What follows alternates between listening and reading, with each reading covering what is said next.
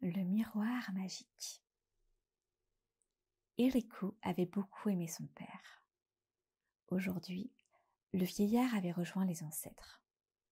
Souvent, quand il tressait un panier de bambous, Érico songeait. Si mon épouse n'avait eu tant d'aversion pour mon honorable père, il aurait été plus heureux dans ses vieux jours.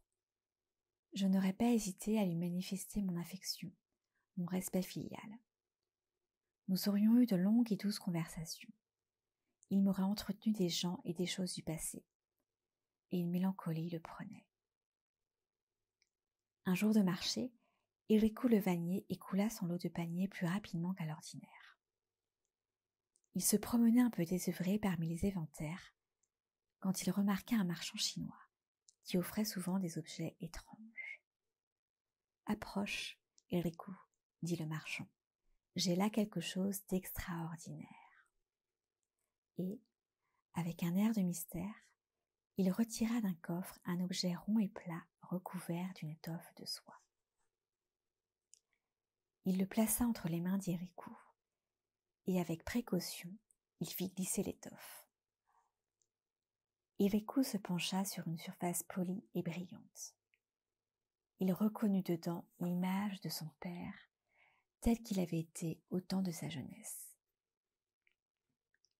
Bouleversé, il s'écria. « Cet objet est magique. »« Oui, dit le marchand, on appelle cela un miroir, et sa valeur est grande. » Mais la fièvre avait saisi Érico. « Je t'offre tout ce que je possède, dit-il. Je veux ce miroir magique y emporter chez moi l'image de mon père bien-aimé. » Après un long palabre, Érico abandonna au marchand toute sa recette de la matinée.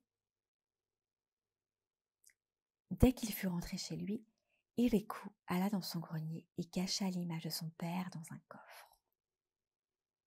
Les jours suivants, il s'éclipsait, montait au grenier, retirait le miroir magique du coffre. Il demeurait de longs instants à contempler l'image vénérée et il était heureux. Sa femme ne tarda pas à remarquer son étrange conduite.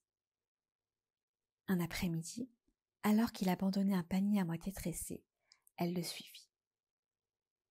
Elle le vit monter au grenier, fouiller dans un coffre, en extraire un objet inconnu, le regarder longuement en affichant un air mystérieux de plaisir.